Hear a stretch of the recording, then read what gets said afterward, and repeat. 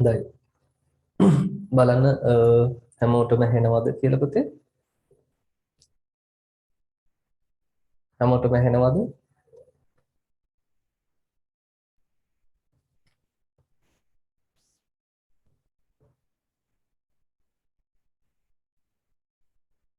ඔව් හොඳයි.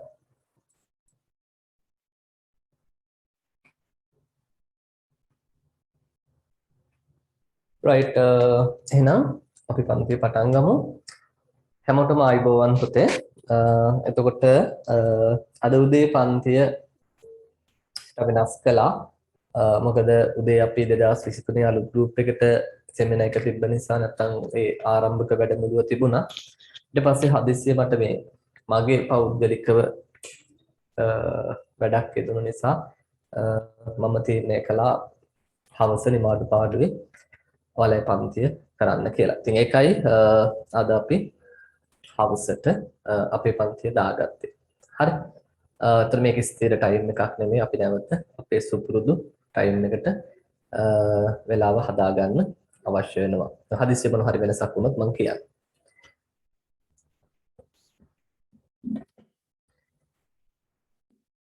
හරි.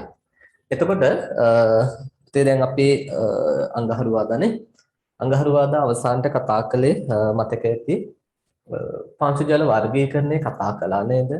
පාංශු ජල වර්ගීකරණය කතා කරලා ඊළඟට අපි PF වගේ සම්බන්ධව මතක ඇති PF වගේ සම්බන්ධව කතා කළා. එතනදී අපි කිව්වා PF වගේ කියන්නේ පසින් ජලය ඉවත් කිරීමට අපි දෙන්න ඕන ශක්ති ප්‍රමාණය පිළිබඳ මිනුමක්. එහෙම නැත්නම් තව විදිහකින් කියනවා නම් ජලය ජලය පසට කොච්චර තදින් බැඳිලා තියෙනවද? කොච්චර ආතතියකින් බැඳිලා තියෙනවද? එතන මෙන්න මේක තමයි අපි පුතේ PF වගේ මනිනවා කියලා කිව්වේ. මතක ඇතිනේ? අපි ඒ ගැන සාකච්ඡා කරගෙන ආවා. ඊළඟට මම හිතන්නේ අවසානට මාතෘකාව දීලා ඇති පසේ ප්‍රධාන තෙතමන අවස්ථා. එතකොට පසේ ප්‍රධාන තෙතමන අවස්ථා කීයද? පසේ ප්‍රධාන තෙතමන අවස්ථා කීයද? 3ක් තියෙනවා නේද?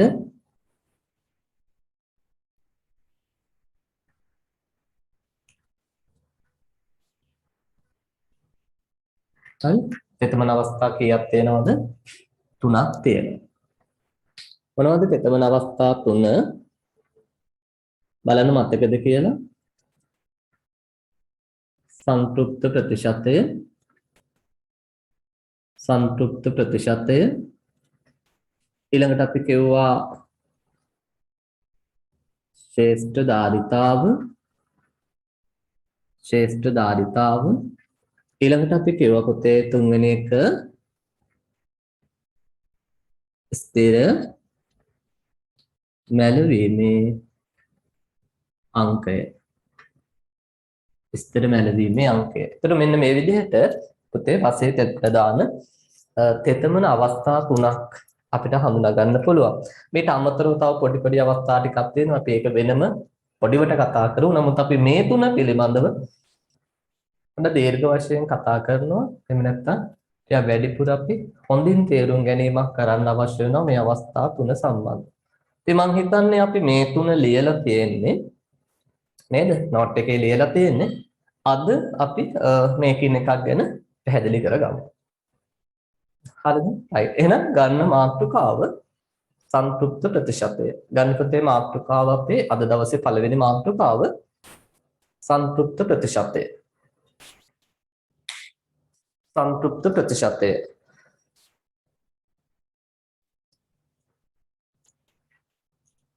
හරි සංතෘප්ත ප්‍රතිශතය.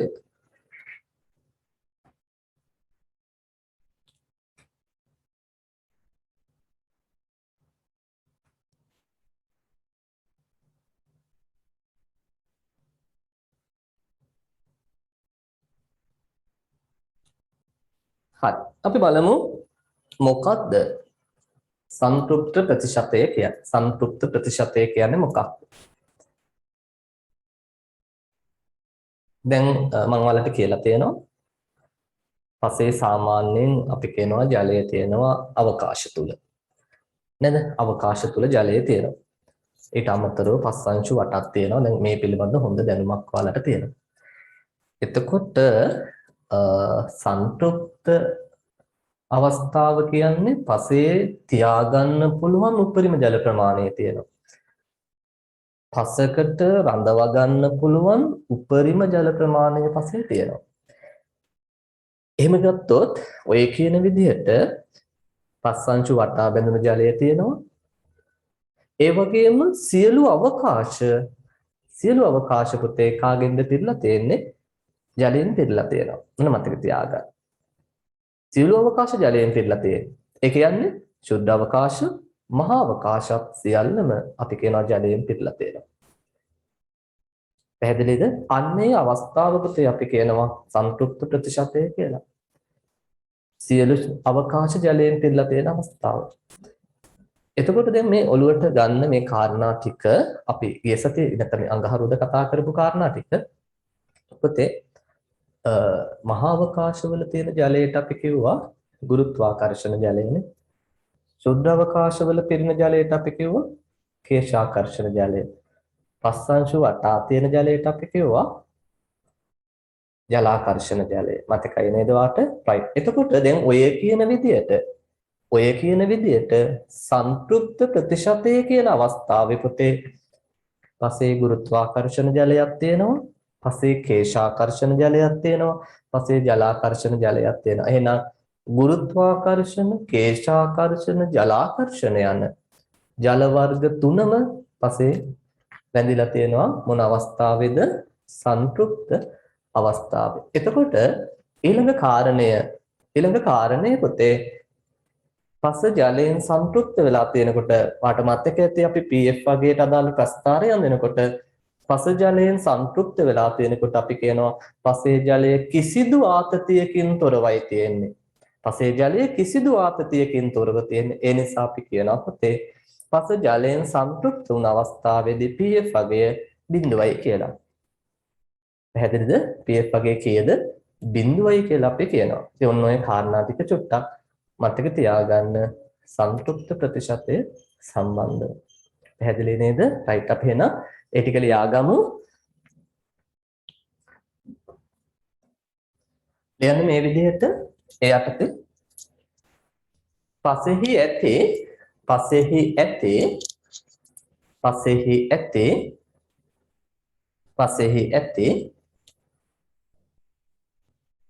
සියලු අවකාශ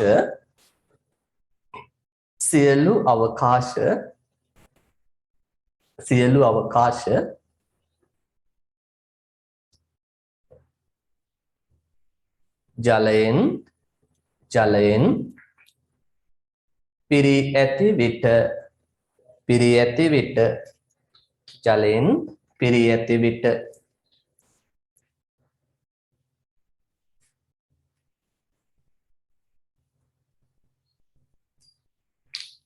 පසෙහි ඇති ජල ප්‍රමාණය පසෙහි ඇති ජල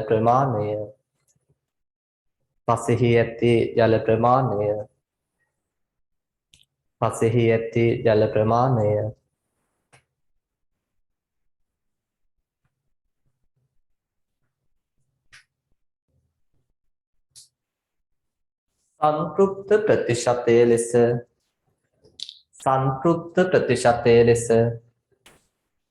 සංතෘප්ත ප්‍රතිශතය ලෙස හැඳින්වේ. සංතෘප්ත ප්‍රතිශතය ලෙස හැඳින්වේ.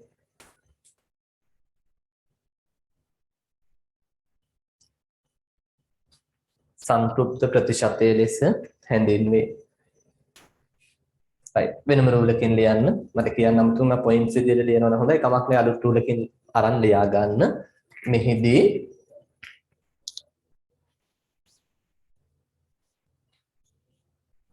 ගුරුත්වාකර්ෂණ කේශාකර්ෂණ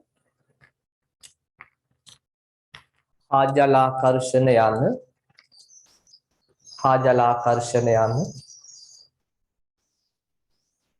සියලු ජලාකාර පවතී.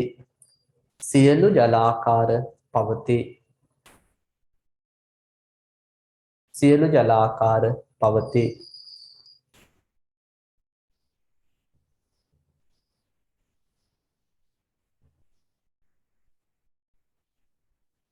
ඒකට මුණත් කමක් නැහැ. එමෙන්ම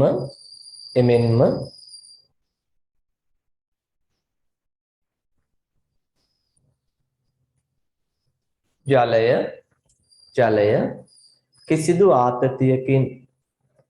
කිසිදු ආතතියකින් ජලය කිසිදු ආතතියකින් තොරව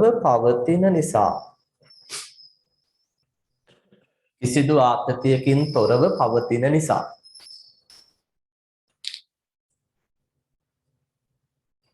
පාංශු ජලයේ pH වගය හරියට ලියා ගන්න.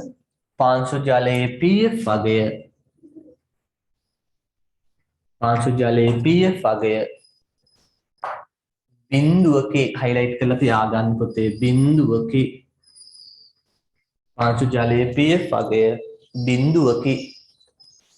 බිඳුවකේ. pH වගය බිඳුවකේ. හරි. පැහැදිලි නේද ඒ කාරණා ටික? මොනවා හරි ප්‍රශ්න තියෙනවා නම් කතා කරලා අහන්න පුතේ. ඔන්න අපි බැලුවේ සන්තුෂ්ත ප්‍රතිශතය කියන අවස්ථාව පුතේ. සන්තුෂ්ත ප්‍රතිශතය. එතකොට මතක තියාගන්න ඔලුවට ගන්න, දැම්ම ඔලුවට ගන්න. ආය අමුතුවෙන් එතකොට ගෙදර ගිහිල්ලා අමුතුවෙන් අමාරුවෙන් පාඩම් කරන්න දෙයක් නැහැ. එතකොට පොඩ්ඩක් බලමු ගමන් දඩෝරියන් ගාලා ඔක්කොම ලස්සනට ගලාගෙන එනවා හොඳට ඔලුවට මේ වෙලාවේ ගත්තොත්. එහෙනම් සන්තුෂ්ත ප්‍රතිශතය කියන්නේ ඔන්න මතක තියාගන්න.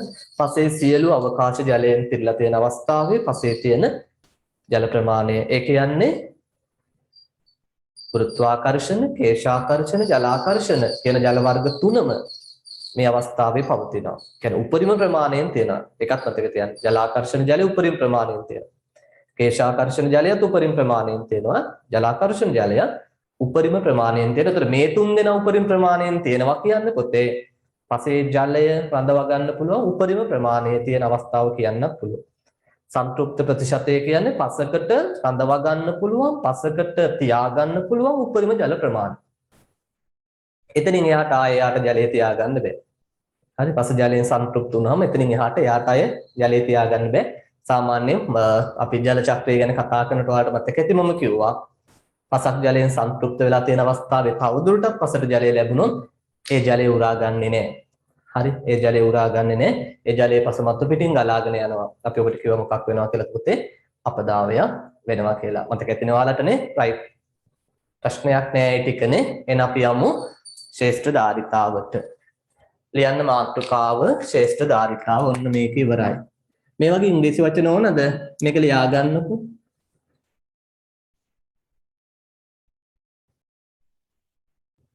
මේකට කියනවා saturation percentage.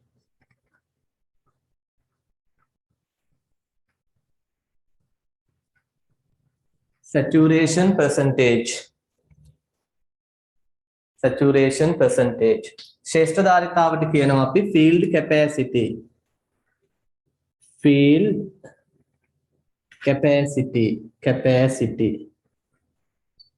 field capacity. සාමාන්‍යයෙන් ඒක අපි සංකේත කරනවා පුතේ FC කියලා. FC field capacity FC.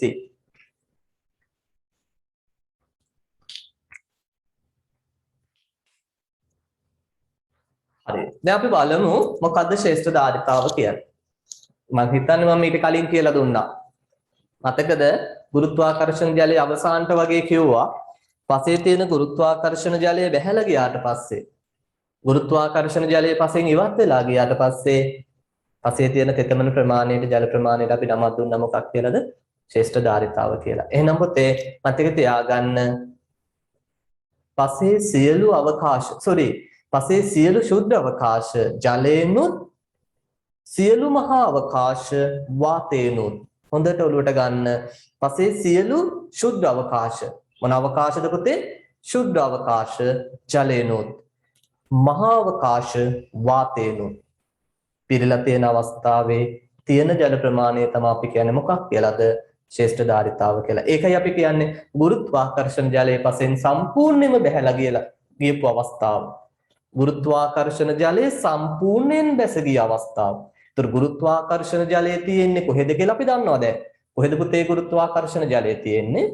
මහාවකාශ තුල. එහෙනම් මහාවකාශ තුල තියෙන ජලය සම්පූර්ණයෙන් අයින් වෙලා ගියාට පස්සේ මහාවකාශ තුලට පිරෙනවා එතකොට වාතය. හරි. චුද්ධ අවකාශ සම්පූර්ණයෙන් දැන් ජලයෙන් පිරලා තියෙනවා. මෙන්න මේ අවස්ථාවේ පසේ තියෙන ජලය අපි කියනවා පුතේ ශ්‍රේෂ්ඨ ධාරිතාව කියලා. මතක තියාගන්න.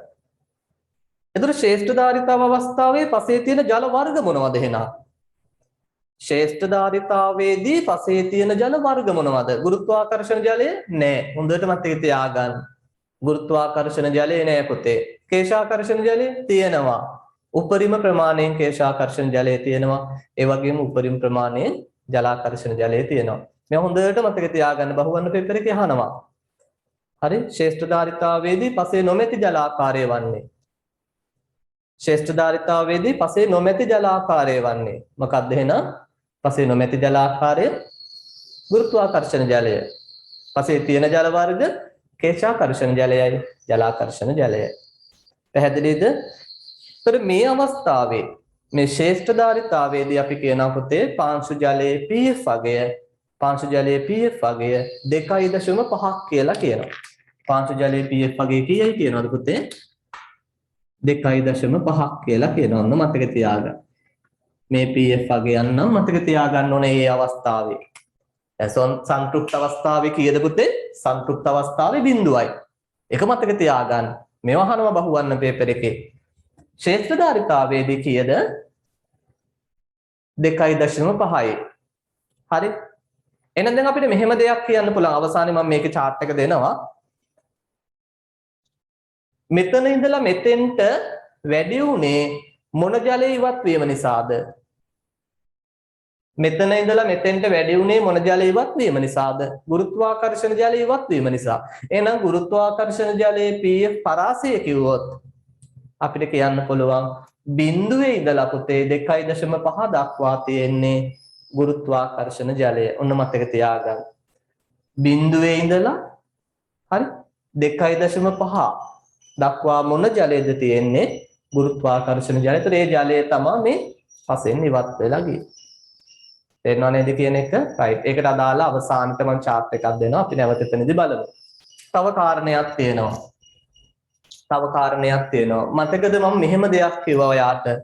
සාමාන්‍යයෙන් පසක මහාවකාශ කාටද අයිති? සාමාන්‍යයෙන් පසක මහාවකාශ කාටද අයිති? වාතයට කිව්වනේ.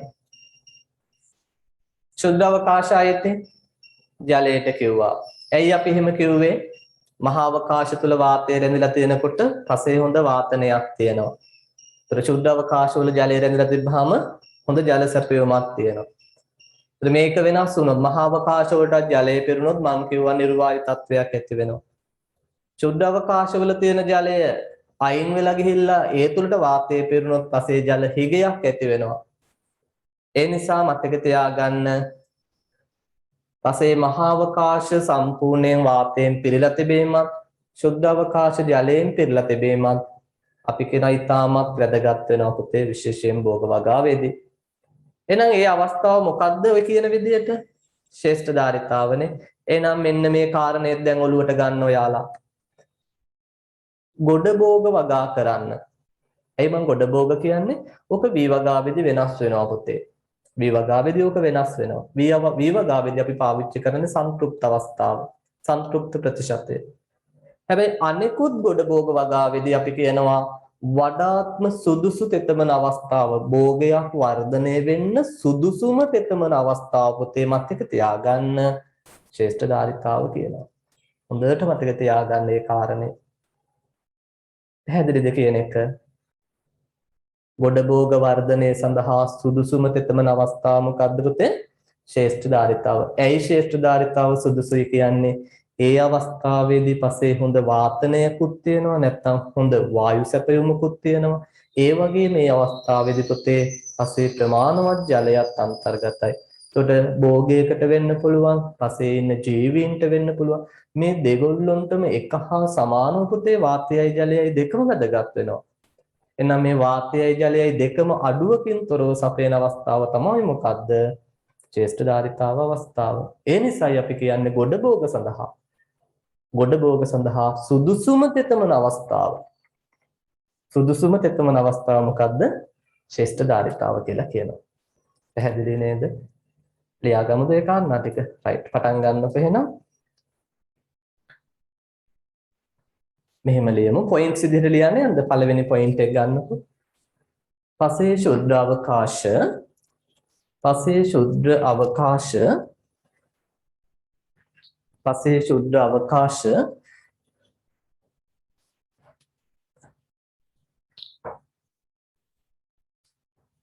සම්පූර්ණයෙන් ජලයනුත් සම්පූර්ණයෙන් ජලයනුත් සම්පූර්ණයෙන් ජලයනුත්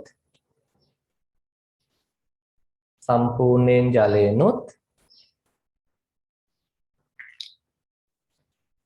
මහා අවකාශ මහා අවකාශ මහා අවකාශ වාතේනුත්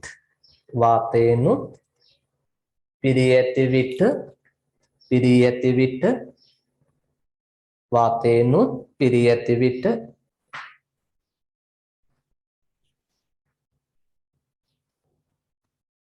පසේ ඇති ජල ප්‍රමාණය පසේ ඇති ජල ප්‍රමාණය පසේ ඇති ජල ප්‍රමාණය පසේ ඇති ජල ප්‍රමාණය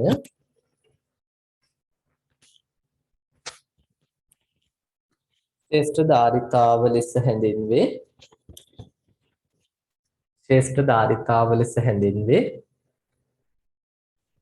ශ්‍රේෂ්ඨ ධාරිතාව ලෙස හැඳින්වේ.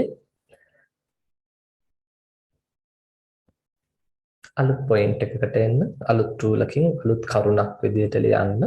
අලුත් කරුණක් විදිහට පසක බොග වගා කර ඇති විට බොග වගා කර ඇති විට බොග වගා කර ඇති විට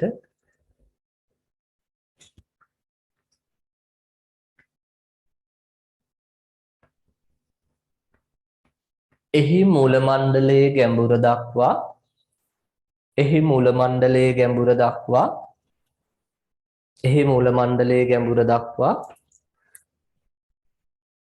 එහි මූල මණ්ඩලයේ ගැඹුර දක්වා පස ජලයෙන් සම්ප්‍රයුක්ත කර පස ජලයෙන් සම්ප්‍රයුක්ත කර පස ජලයෙන් සම්ප්‍රයුක්ත කර පස ජලයෙන් සම්ප්‍රයුක්ත කර දින දෙකක් තුනක් දින දෙකක් තුනක් දින දෙකක් තුනක් නිදහසේ ජලය වහනය වීමට සැලැස්වීමෙන් නිදහසේ ජලය වහනය වීමට සැලැස්වීමෙන්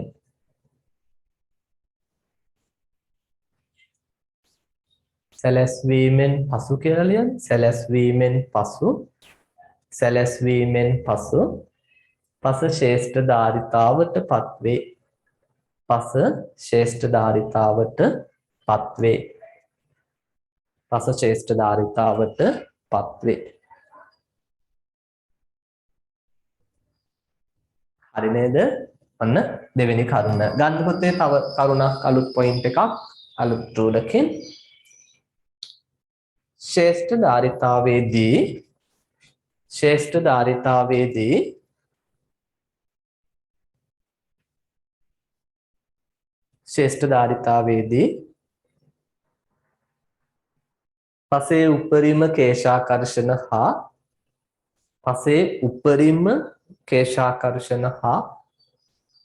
පසේ උපරිම කේශාකර්ෂණ හා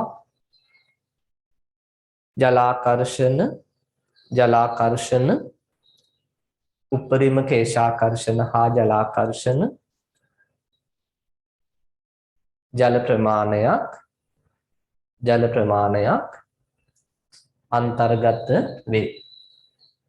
අන්තර්ගත වේ.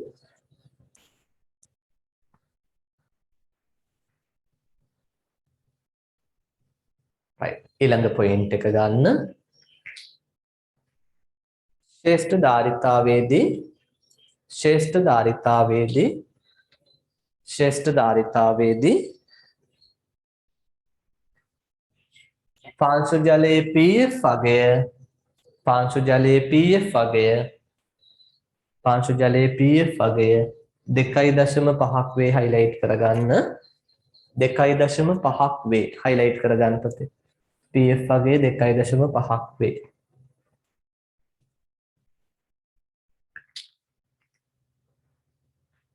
හරි.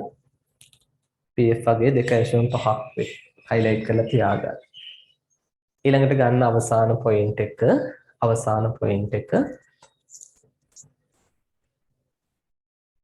ගොඩ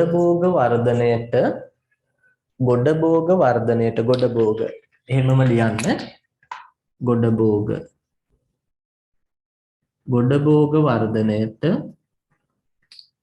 ගොඩ භෝග වර්ධනයට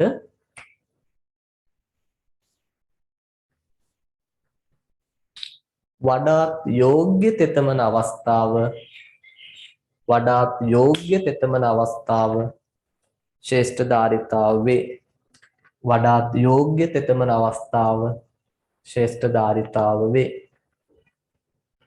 වඩාත් යෝග්‍ය තෙතමන අවස්ථාව ශ්‍රේෂ්ඨ ධාරිතාව වේ.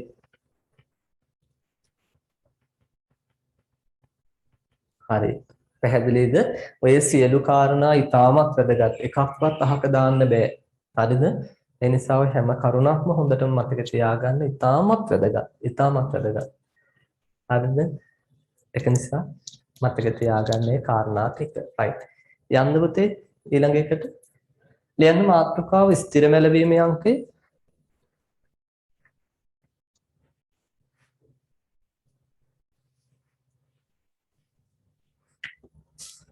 ලියන්න මාතෘකාව ස්ථිර මැලවීමේ අංකය. ඉංග්‍රීසි වචන ලියමු අපි.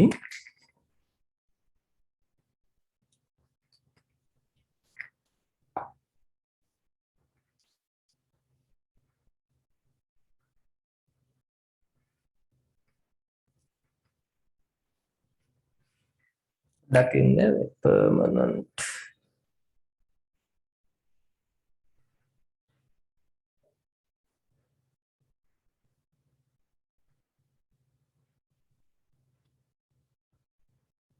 permanent කමන්නේ. මේ මෙතන මට ෂුවර් නෑ ඊද ඒද කියලා මතකයි. ඔයාලා හරියට ලියා ගන්න මතකයි න ะ.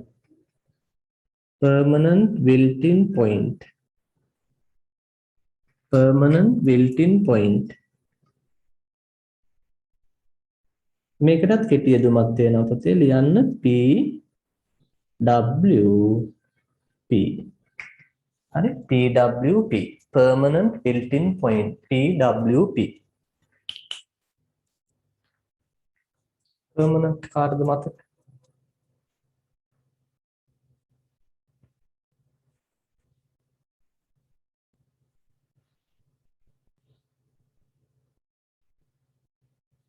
හරි නේද permanent. ඒක හරියි. හරි මේ permanent built-in point නම් චලතන. ඒවට මේක වැදගත්. මේ PWP කියන එකයි මෙතන FC කියන දෙකයි වැදගත්. ඒවා සාමාන්‍ය සම්මත කෙටි යෙදුම් පාවිච්චි කරනවා අපි. ඒක මතක තියාගන්න.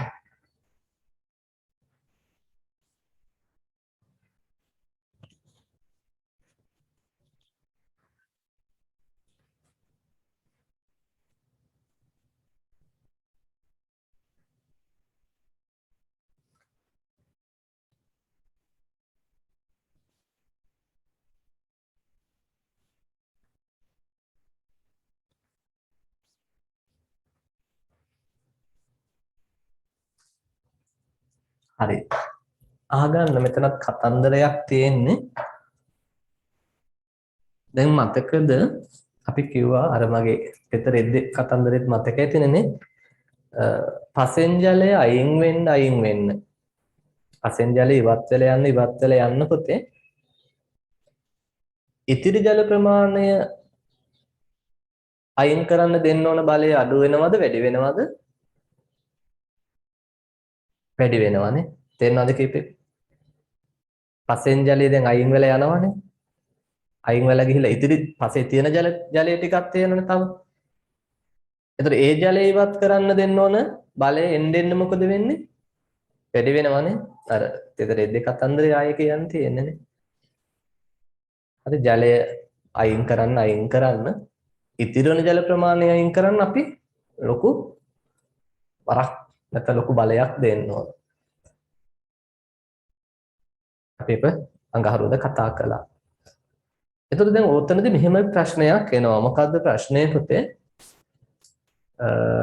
දැන් පසේ ජලය අයින් වෙලා යන්න ඒ ජලය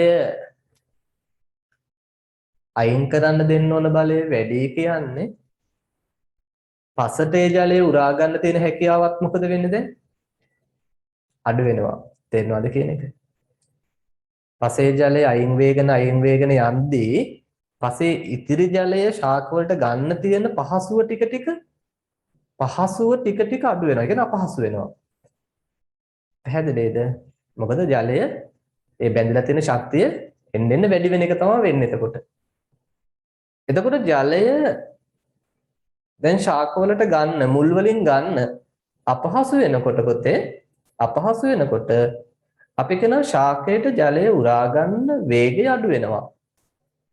අමාරු වෙන්නේ දැන් අමාරුවෙන් උරා ගන්න. ඒතර පොඩ තමයි සමහර විට ශාකයට උරා ගැනීම වෙන්නේ. එතකොට දැන් ඔයා දන්නවා ශාකයේ වායව කොටස් වලින් ජලය පිට වෙන උත්සේදනය. එතකොට ඒ පැත්තෙන් ජලය පිටවන වේගයට වඩා අඩු වේගයකින් නම් දැන් ගහ පසෙන් ජලය උරාගන්නේ ශාකයේ තුල ජල හිගයක් ටික ටික නිර්මාණය වෙනවා නේද පුතේ? හොඳට තේරුම් ගන්න.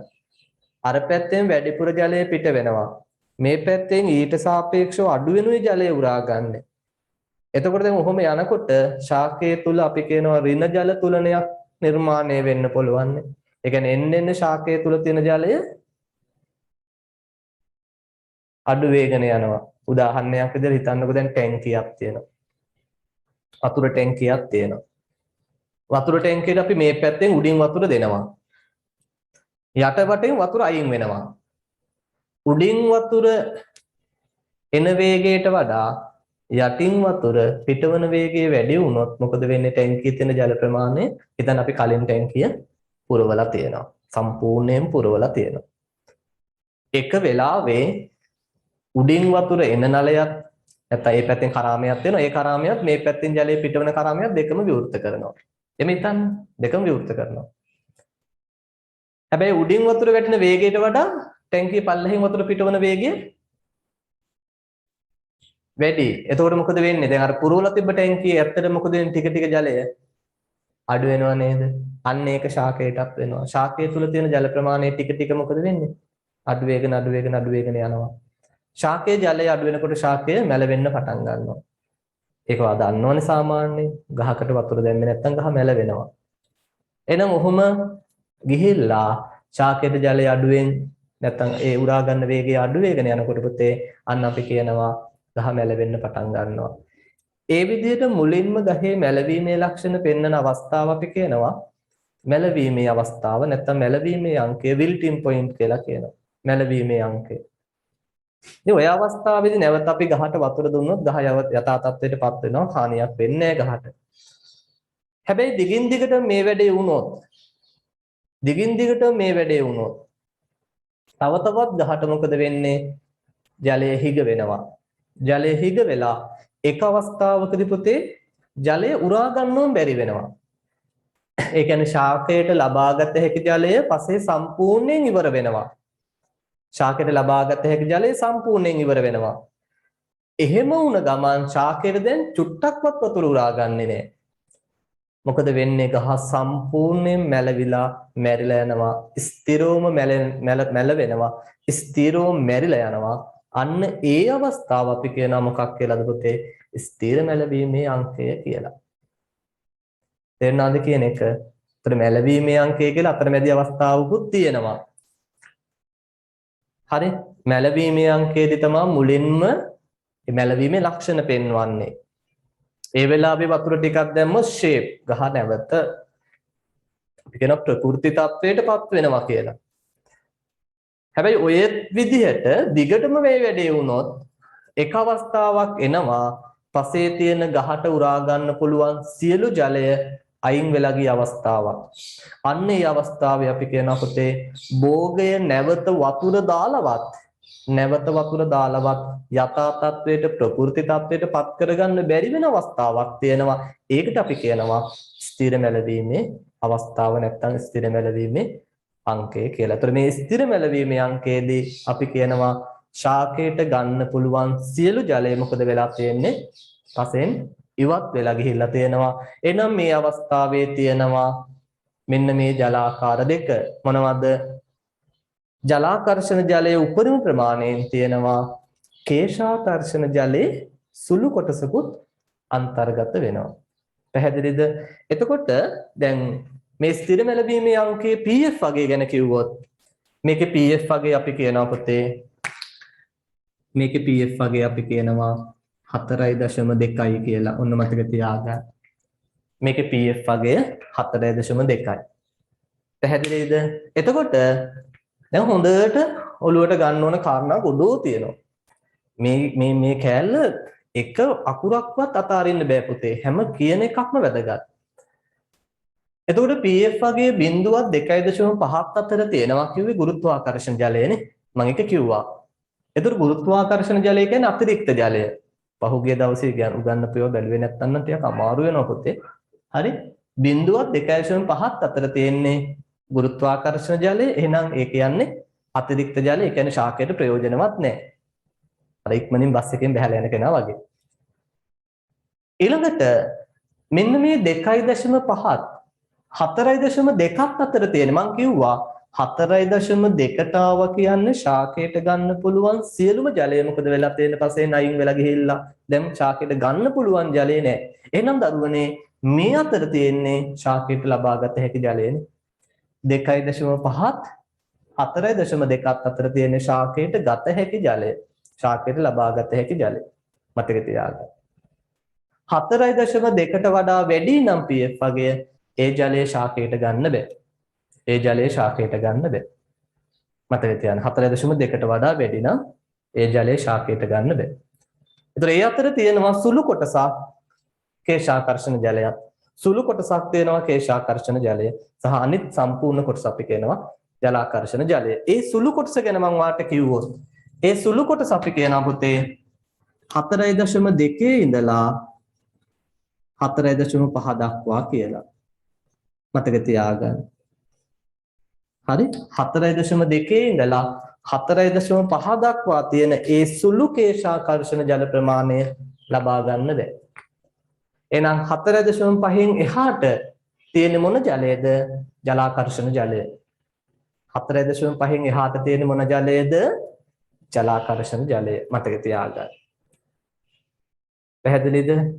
එතකොට තව දෙයක්.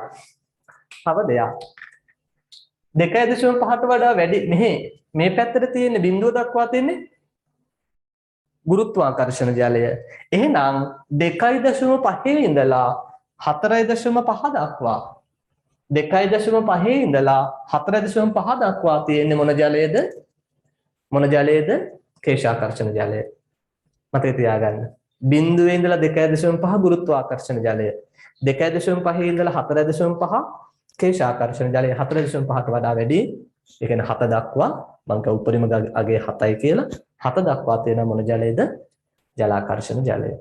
pF වගයන් ටික හොඳට මතක තියාගන්න. අපිට තාමත් වැදගත් වෙනවා. පැහැදිලි නේද?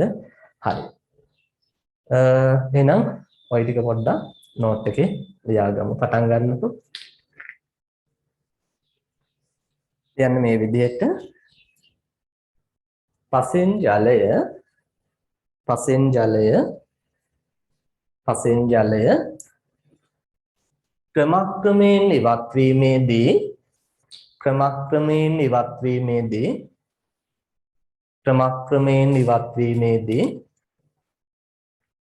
ක්‍රමක්‍රමයෙන් ඉවත් වීමේදී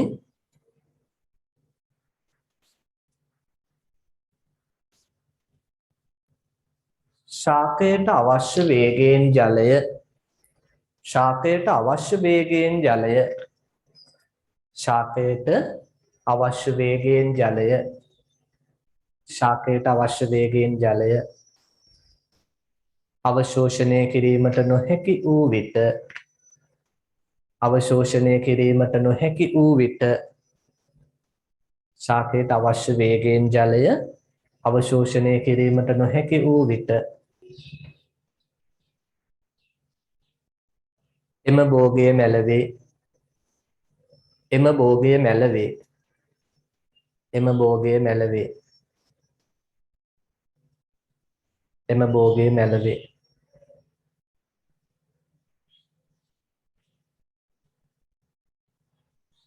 එලෙස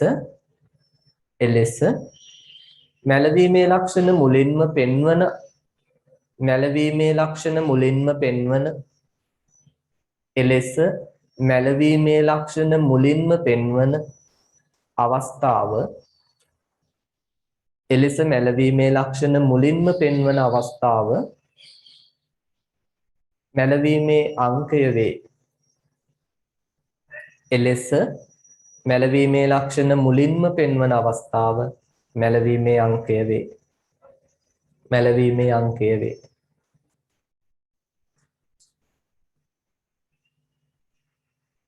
මේ අවස්ථාවේ භෝගයට ජලය සැපයූ විට මේ අවස්ථාවේ භෝගයට ජලය සැපයූ විට භෝගයට ජලය සැපයූ විට භෝගයට ජලය සැපයූ විට නැවත ප්‍රකෘති තත්වයට පත් වේ. ප්‍රකෘති කියන්නේ යථා තත්වයට කියන එක නැවත ප්‍රකෘති තත්වයට පත් වේ. නැවත ප්‍රකෘති තත්වයට පත් වේ. නැවත ප්‍රකෘති තත්වයට පත් වේ. අපි අලුත් රූලකින් පටන් ගමුනේ. අලුත් රූලකින් ලියමු. නමුත් තවදුරටත් ජලය ඉවත් වේ. නමුත් තවදුරටත් ජලය ඉවත් වේ.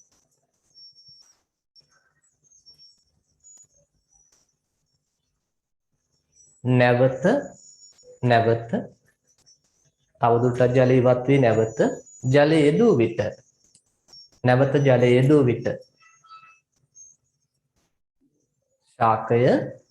ශාකය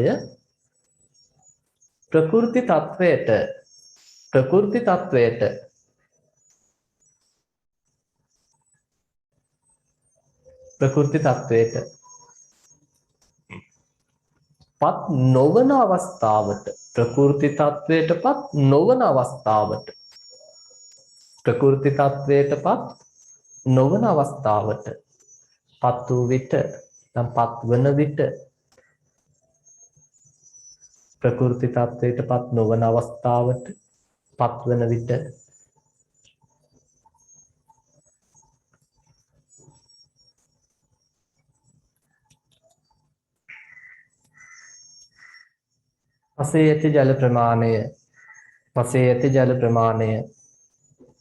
පසේ ඇති ජල ප්‍රමාණය ස්ථිර මැලවීමේ අංකය ලෙස හැඳින්වේ. පසේ ඇති ජල ප්‍රමාණය ස්ථිර මැලවීමේ අංකය ලෙස හැඳින්වේ. ස්ථිර මැලවීමේ අංකය ලෙස හැඳින්වේ. ස්ථිර මැලවීමේ අංකය ලෙස හැඳින්වේ.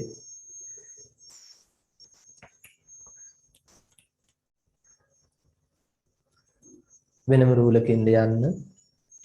මේ අවස්ථාවේදී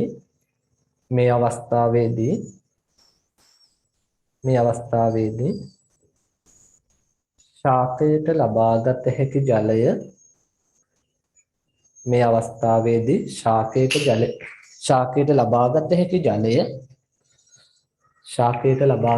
ජලය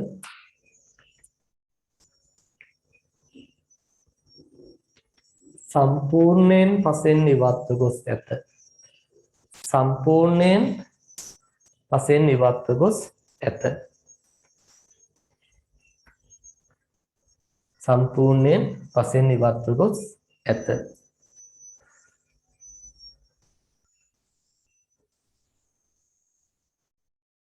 පසේ ඇත්තේ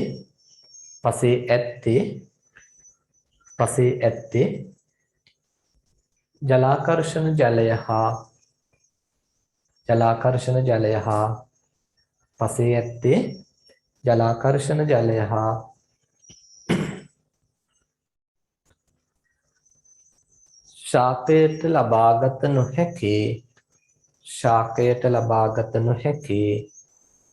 ශාකයට ලබාගත නොහැකි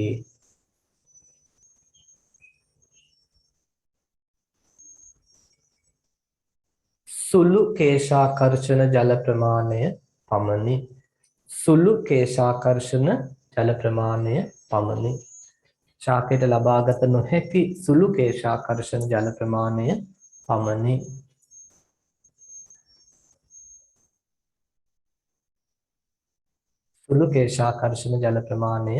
පමණි. right. අවසාන කරුණ ඕකටම ලිව්වත් කමක් නැහැ. ස්ථිර මැලවීමේ අංකයේදී පාංශු ජලයේ pH අගය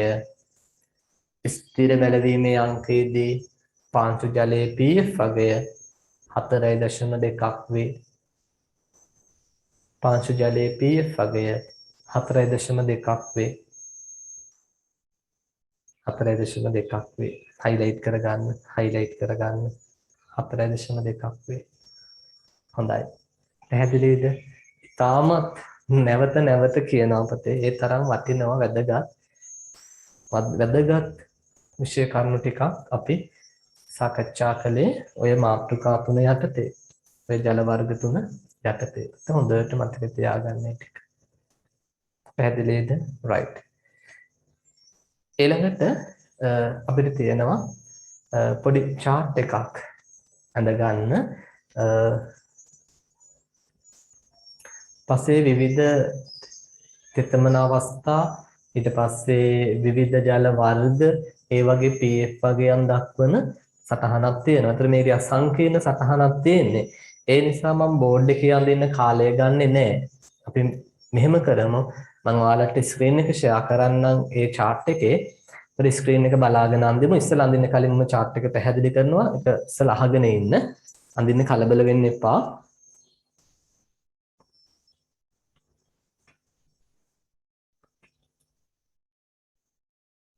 බලන්න ෂෙයා වුණාද කියලා හැමෝටම.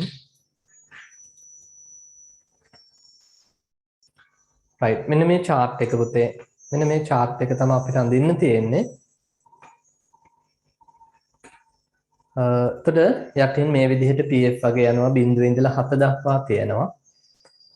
එතකොට මෙතන 0 හරි. එතකොට මෙන්න මේ උඩින්ම යනවා තෙතමන අවස්ථා 3 සහ මම කියවන්නේ තවත් තෙතමන අවස්ථා කීපයක් තියෙනවා කියලා. ඒ තමයි පුතේ මෙන්න මේ ටික උපරිම ජලාකර්ෂණ සංගුණකය කියන එක, ඊළඟට වාතයේ වියලි පස, ඊළඟට උඳුනේ වියලි පස. උපරිම ජලාකර්ෂණ සංගුණකය කියන්නේ පුතේ පසේ ජලාකර්ෂණ ජලය විතරක් උපරිම ප්‍රමාණයෙන් තියෙනවා.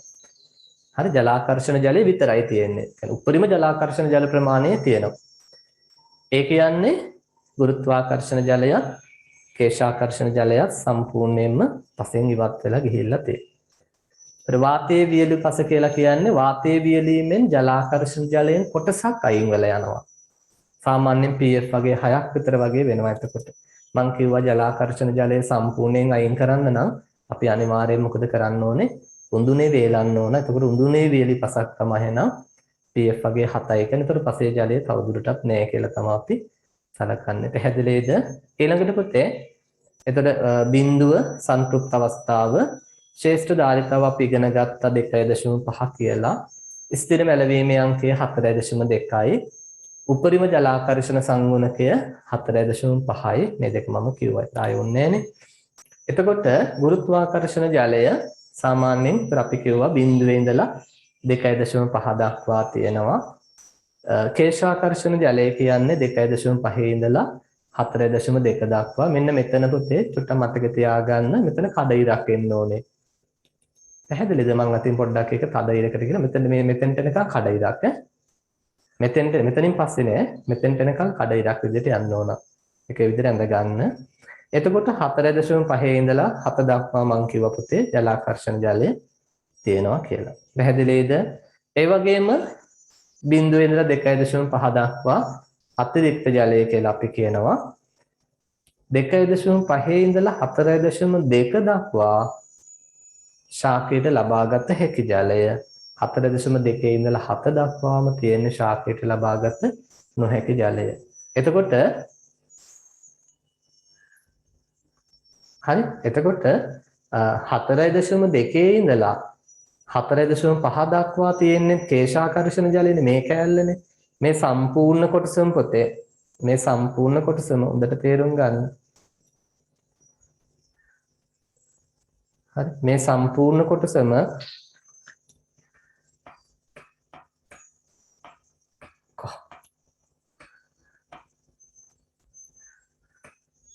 මේ සම්පූර්ණ කොටසම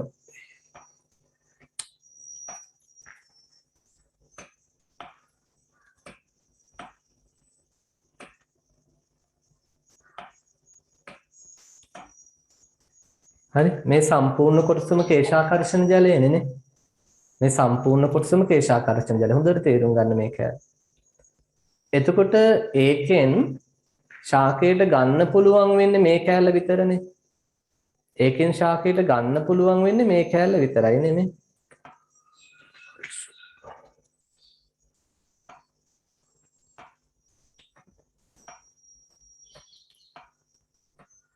ඔය මන් නිල් පාටින් පාට කරන විත්තික විතරනේ ගන්න පුළුවන්නේ. ඒතර මේ රතුයි නිලුයි දෙකම තියෙන්නේ ශාකයට ගන්න පුළුවන් කේශාකර්ෂණ ජලයේ කොටස. ඒ කියන්නේ හොඳට මතක තියාගන්න 2.5 ඉඳලා 4.2 දක්වා. 4.2 ඉඳලා 4.5 දක්වා තියෙන මෙන්න මේ කේශාකර්ෂණ ජල කොටස ශාක වලට ගන්න පුළුවන්ද? ශාක වලට ගන්න බෑ. මතක තියාගන්න. ඒක විශේෂයෙන් මතක තියාගන්න මේ කෑල්ල ගන්න බෑ. ඉතින් මෙතන තියෙන්නේ හොඳ ජල වහනයක් යටතේ අපි දන්නවා ගුරුත්වාකර්ෂණ ජලය නැත්නම් අතිරික්ත ජලය පසෙන් අයින් වෙනවා. ඒ කියන්නේ මෙතනින් එහාට හොඳ ජල වහනයක් යටතේ පසෙන් ජලය අයින් වෙනවා. එතකොට සාමාන්‍ය පසේ රැඳෙන ජල ප්‍රමාණය ජලය තමයි අපි කියන්නේ 2.5ට වඩා වැඩි ජලය. හරි අතිරික්ත ජලය පසේ රැඳෙන්නේ නැහැ. පැහැදිලිනේ? හොඳ ජල වහනයක් යටතේ දුර්වල ජල වහනයක් යටතේ නම් මේ ජලය ටික රැඳිලා තියෙනවා. ඒ වගේම pH වගේ බිඳුවට වඩා මේ පැත්තෙන් තියෙන ජලය පසේ ජලයේ විදිහට සලකන්නේ නැහැ. ඒවා අපි කියන්නේ පොළොව මත රැඳිලා තියෙන ජලය. ඒතර ඒක පසේ ජලයේ විදිහට අපි සලකන්නේ පාංශු ජලය නෙමෙයි. පස මතු පිට තියෙන ජලය පාංශු ජලය නෙමෙයි. පාංශු ජලය වෙන්න නම් එක්ක පාංශු අවකාශ තුල තියෙන්න ඕන එක්ක පස් අංශු වටා බැඳිලා තියෙන්න ඕන. අපි ඒක ඉගෙන ගත්තානේ. පැහැදිලි නේද? right. එහෙනම් දරුවනේ අපි හිමීට මේ chart එක ඇඳගමුද? අඩුපාඩු නැතුව හිමීට ඇඳ ගන්න.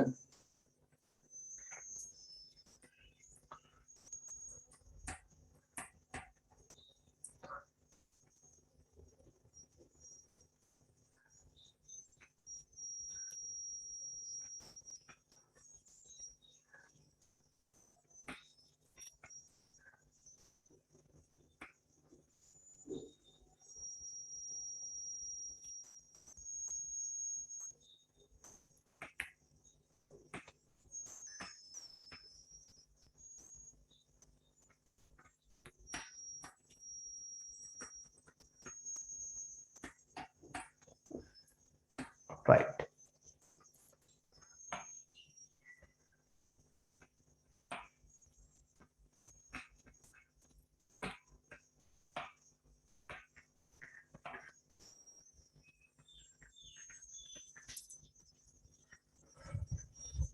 හැමෝටම පේනවනේ